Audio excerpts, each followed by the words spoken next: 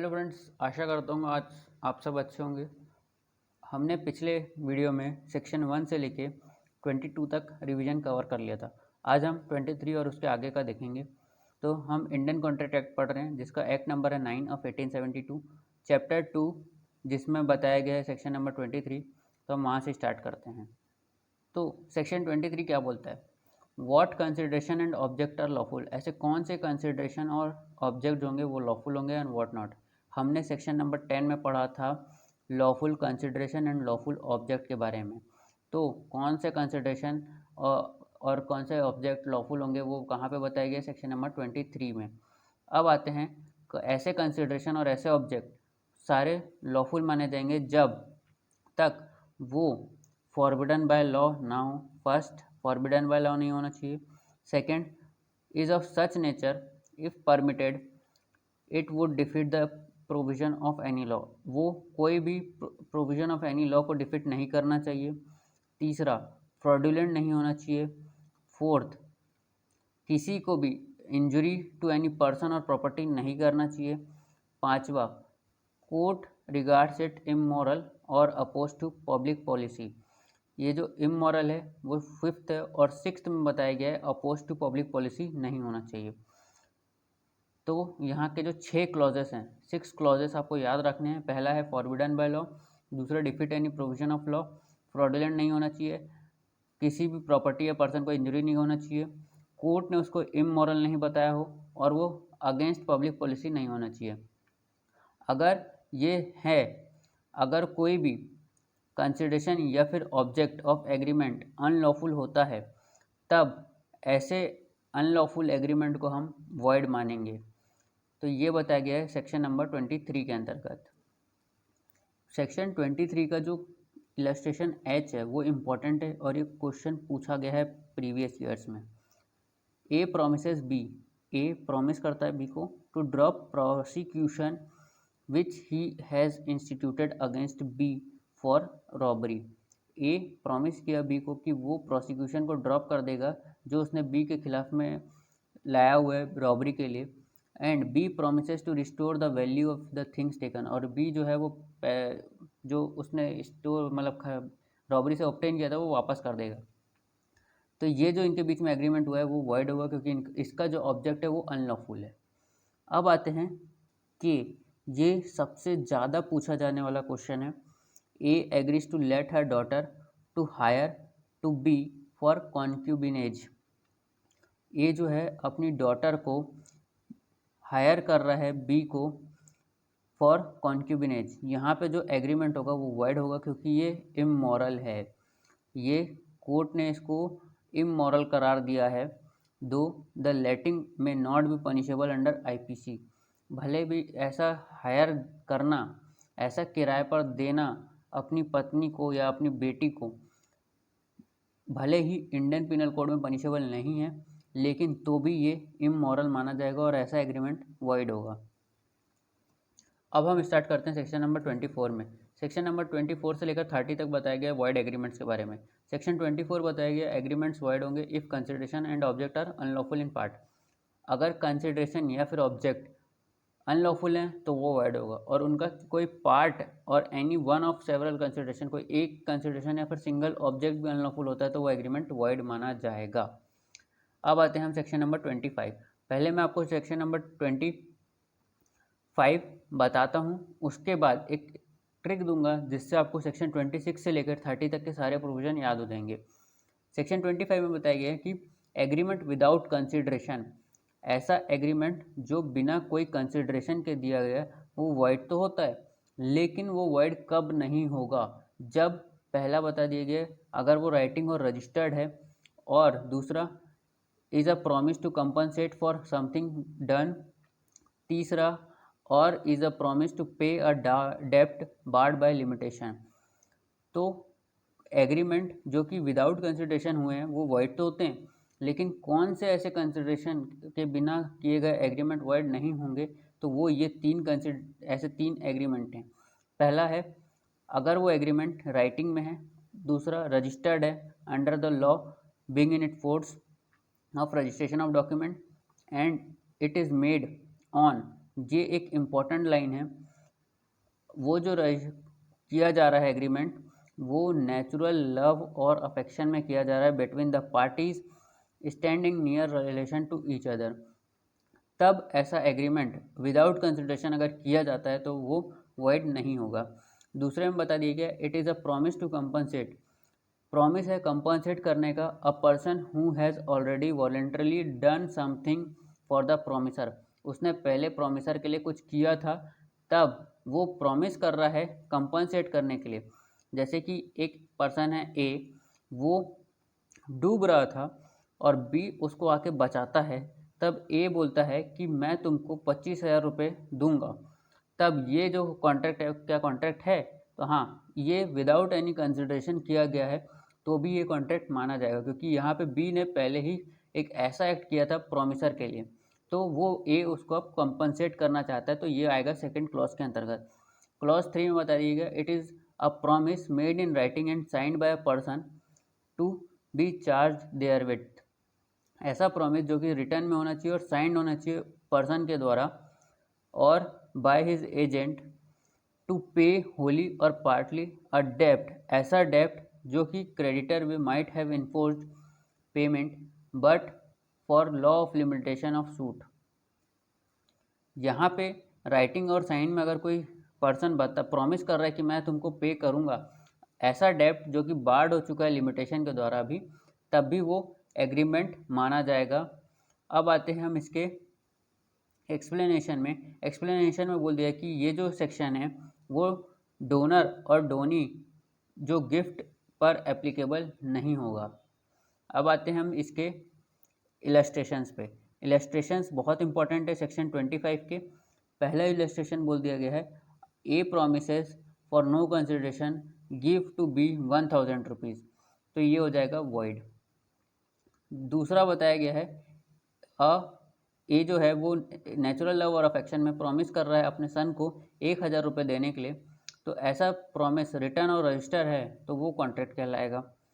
A finds a बीस purse, ए जो है बी का पर्स पाता है और बी उसे प्रॉमिस करता है 50 रुपये देने का, तो ये भी एक कॉन्ट्रैक्ट है। तो ये सारे कॉन्ट्रैक्ट हो गए। अब आते हैं हम सेक्शन 26 से लेके 30 तक का एक शॉर्टकट ट्रिक के बारे में जानते हैं। शॉर्टकट ट्रिक ये है, मत करो लॉ, तो LUW, मत को हम ऐसे लिखेंगे और LUW को हम ऐसे लिखेंगे। मतलब लॉ का थोड़ा गलत क्या बोलते हैं स्पेलिंग हो गई है, लेकिन ये एक शॉर्टकट ट्रिक है। मत करो लॉ, मत से M से आएगा मैरिज, T से आएगा ट्रेड, L से आएगा लीगल प्रोसीडिंग, U से आएगा अनसर्टेनिटी और W से आएगा वेजरिंग। तो ये हो गया सेक्शन नंबर 26, ये हो गया सेक्शन नंबर 27, ये हो गया सेक्शन नंबर 28, ये हो गया सेक्शन नंबर 29 और ये हो गया 30। Section 26 marriage, restraint to marriage void, restraint to trade section 27 void, restraint to legal proceeding void section 28 में। सेक्शन 29 में अगर कोई कॉन्ट्रैक्ट अनसर्टेन है, एग्रीमेंट कोई अनसर्टेन है तो वो वॉइड होगा सेक्शन 29 के अंतर्गत। कोई एग्रीमेंट वेजरिंग है तो वेजरिंग एग्रीमेंट्स वॉइड होंगे सेक्शन 30 के अंतर्गत। तो ये एक सबसे शॉर्टकट ट्रिक है, आप इसको याद रख सकते हैं। अब हम आते हैं सेक्शन नंबर 26 में। सेक्शन नंबर 26 में बताया गया है कि ऐसा कोई भी रेस्टोरेंट जो कि मैरिज के ऊपर रेस्टोरेंट लगाता है तो वो वॉइड होगा। सेक्शन 27 के अंतर्गत रेस्टोरेंट टू ट्रेड वॉइड होगा, लेकिन इसका जो एक्सेप्शन है वो ये बोलता है कि saving of agreement not carry a business of which a goodwill is sold. अगर कहीं पे गुडविल को सेल किया जा रहा है तब उसके ऊपर ये एक्सेप्शन है। अब आते हैं सेक्शन नंबर 28 के अंतर्गत। सेक्शन नंबर 28 में बता दिया गया legal proceeding, restraint to legal proceeding. अगर किसी लीगल प्रोसीडिंग कि मैं तुम्हारे ऊपर सूट नहीं लाऊंगा या तुम्हारे खिलाफ प्रोसिक्यूशन नहीं करूंगा, ऐसे जो भी कॉन्ट्रैक्ट होंगे वो वाइड होंगे। इसका जो एक्सेप्शन है वो इम्पोर्टेंट है। अगर कोई कॉन्ट्रैक्ट में रिफ़र किया गया आर्बिट्रेशन डिस्प्यूट के लिए कि अगर कोई भी डिस्प्यूट होगा तो हम आर्बिट्रेशन के लिए जाएंगे, ऐसा क्लॉज कोई भी सेक्शन 28 के अंतर्गत लीगल प्रोसीडिंग को वॉइड नहीं करता है। और ऐसा क्लॉज किसी भी कॉन्ट्रैक्ट में रखा जा सकता है। अब आते हैं एक्सेप्शन 2 में, saving of contract to refer question that have already arisen. और दोनों कोई दो पार्टीज़ हैं, उनके बीच में अगर कोई आर्बिट्रेशन ऑलरेडी चल रहा है, ऑलरेडी अराइज हो चुका है, और वो उसको एज अ कॉन्ट्रैक्ट में मेंशन करते हैं, तो वो भी कॉन्ट्रैक्ट को वॉइड नहीं करेगा। अब आते हैं सेक्शन नंबर 29 के अंतर्गत। सेक्शन नंबर 29 में बताया गया है एग्रीमेंट वॉइड फॉर अनसर्टेनिटी। अगर कोई अनसर्टेनिटी है तो वहाँ पे एग्रीमेंट वॉइड होगा। जैसे कि ये बताया गया A agrees to sell B 100 tons of oil, 100 tons of oil but nothing whatever to show which kind of oil was intended. कौन सा ऑयल है ये नहीं बताया जा रहा है ना, तो ये एग्रीमेंट वॉइड हो गया। अब हम आते हैं इसके इलस्ट्रेशन बी में, जो ये बताया गया कि A agrees to sell B 100 ton of oil of specified description. जहाँ स्पेसिफाइड डिस्क्रिप्शन हो गया तो वो एग्रीमेंट वाइड नहीं होगा। अब ए जो है वो डीलर है कोकोनट ऑयल का, सिर्फ कोकोनट ऑयल का। अब वो ये कॉन्ट्रैक्ट कर रहा है बी के साथ कि 100 टन ऑफ ऑयल बेचेगा, क्योंकि अब ये सिर्फ और सिर्फ कोकोनट ऑयल में डील करता है, तो यहाँ पे ऑयल मेंशन करने की, कौन सा कोकोनट ऑयल है ये मेंशन करने की ज़रूरत नहीं है, इसलिए ये जो कॉन्ट्रैक्ट होगा वो वैलिड माना जाएगा। अब आते हैं सेक्शन नंबर 30 में। सेक्शन 30 बता दिया कि जो एग्रीमेंट वेजरिंग है वो वॉइड होंगे। मतलब wagering agreement, agreement by way of wager are void and no suit shall be brought for recovering anything won और एनी वेजर और interested to any person to avoid result of any game और uncertain event. इसका जो दो exception है वो ये बोलते हैं कि exception in favour of certain prizes for horse racing, ये जो हॉर्स रेसिंग के लिए लगाया जा रहा है वो इसके एक्सेप्शन के अंतर्गत आएंगे। और section 294A of Indian penal code not affected, इससे जो सेक्शन 294A है आईपीसी का वो अफेक्ट नहीं होगा। अब हम आते हैं इसके चैप्टर नंबर 3 पे। चैप्टर नंबर 3 ये बोलता है कॉन्टिंजेंट कॉन्ट्रैक्ट। सेक्शन नंबर 31 से स्टार्ट होता है, जाता है सेक्शन नंबर 36 तक। तो ये है चैप्टर 3 कॉन्टिंजेंट कॉन्ट्रैक्ट। चैप्टर 3 में बताया गया है पहला 31 कॉन्टिंजेंट कॉन्ट्रैक्ट क्या होते हैं। ऐसे कॉन्ट्रैक्ट जो कि टू डू और not to do something if some event, किसी के इवेंट हैपन और नॉट हैपन के ऊपर जो डिपेंड करते हैं वो एग्रीमेंट कहलाते हैं कॉन्टिंजेंट कॉन्ट्रैक्ट। ऐसे कॉन्ट्रैक्ट जो किसी के होने या ना होने पे डिपेंड करें वो कॉन्टिंजेंट कॉन्ट्रैक्ट है। तो इसका सेक्शन नंबर 32 आता है। सेक्शन 32 में बता दिया गया कि enforcement of contract contingent on event happening, जब कोई ऐसा कॉन्ट्रैक्ट किसी इवेंट के हैपनिंग टू डू और not to do anything if uncertain future event happen, कोई ऐसा अनसर्टेन फ्यूचर इवेंट हैपन होने वाला है, कैन नॉट बी इन्फोर्स, कब इसको इन्फोर्स नहीं किया जा सकता, जब तक वो इवेंट हैपन ना हो। और जब इवेंट इम्पॉसिबल हो जाएगा तो कॉन्ट्रैक्ट ऑटोमेटिकली वॉइड हो जाएगा।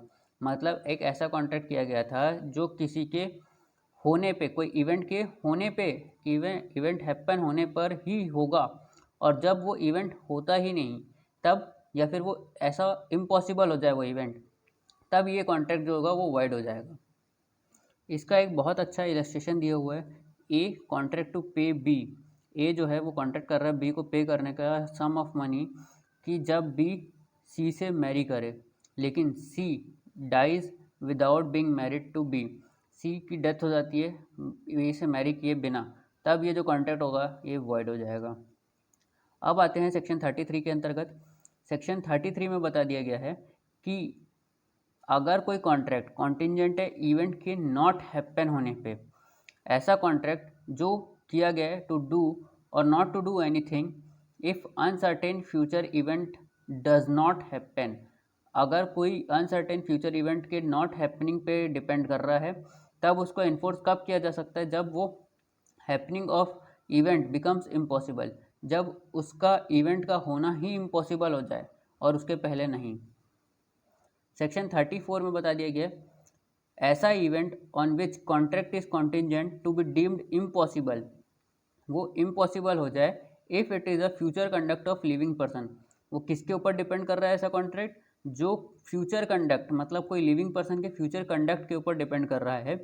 The future event on which contract is contingent is the way in which a person will act an unspecified time, the event shall be considered to become impossible when such person does anything which rendered it impossible that he should act any definite time otherwise under certain contingencies। तो यहाँ पे अगर कोई भी event किसी के future conduct पे depend कर रहा है तो वो अगर हैपनिंग पर है, जैसे कि हम इसका इलस्ट्रेशन देखते हैं, A agrees to pay B a sum of money if B marriage C. A जो है बी को पैसा देगा जब बी सी से शादी करेगा, लेकिन सी जो है वो डी से शादी कर ली।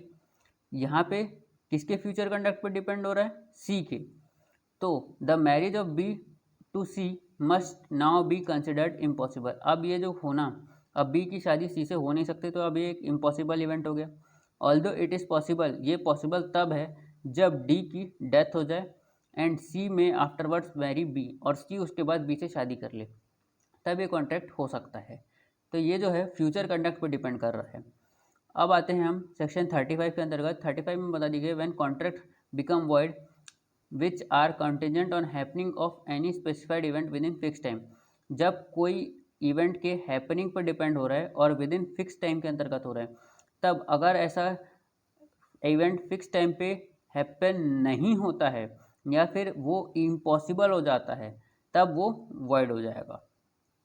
अब आते हैं इसी में ऐसा कॉन्ट्रैक्ट जो कि कॉन्टिजेंट है इवेंट के नॉट हैपनिंग पे विद इन फिक्स टाइम, वो फिक्स टाइम के अंतर्गत हैपन नहीं होगा, और अगर वो फिक्स टाइम के अंतर्गत हैपन हो जाता है तो ये कॉन्ट्रैक्ट वॉइड हो जाएगा।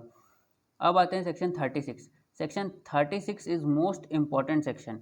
यहाँ से सबसे ज़्यादा क्वेश्चन पूछे जाते हैं। Agreement contingent on impossible event, कोई इम्पॉसिबल इवेंट के ऊपर एग्रीमेंट करना वो शुरुआत से ही वॉइड होगा। जैसे कि A agrees to pay B 1000 rupees if two straight lines should enclose a space, the agreement is void. जैसे कि दो पैरेलल लाइन हैं, ये कभी आगे जाके मिलेंगी क्या? नहीं। और इस पर अगर कोई एग्रीमेंट करता है कि जो दोनों पैरेलल लाइन मिल जाएंगी, तो ये जो इम्पॉसिबल इवेंट है इस पर अगर कोई कॉन्ट्रैक्ट करता है तो ये वॉइड हो जाएगा। A agrees to pay B 1000 rupees if B marriage to A's daughter C, और सी जो है वो डेथ हो चुकी है उसके टाइम ऑफ एग्रीमेंट के टाइम पे, तो ऐसा एग्रीमेंट वॉइड होगा। तो ये बता दिया गया सेक्शन नंबर 36। जैसे कि एक ए और बी एग्रीमेंट करते हैं कि टू परचेज अ बोट, और ये जो बोट है वो पहले ही सिंक हो चुकी है, तो अब इनको पता ही नहीं था और ये बोट ऑलरेडी सिंक्ड है, तो जो अब ये बोट को परचेज कर ही नहीं सकते, तब यहाँ पे जो एग्रीमेंट होगा वो शुरुआत से ही वॉइड होगा। तो आज के लिए इतना ही रखते हैं। Thank you.